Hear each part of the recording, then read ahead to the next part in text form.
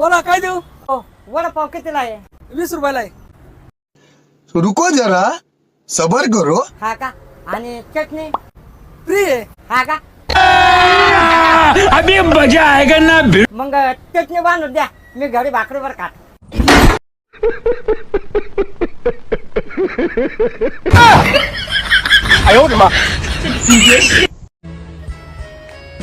Mummy घड्याळात बघ किती वाजलेत.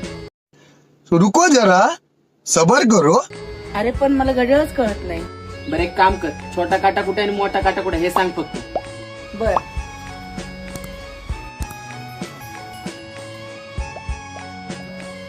अरे भावड्या, दोन्ही पण काटे घड्याळतच आहेत.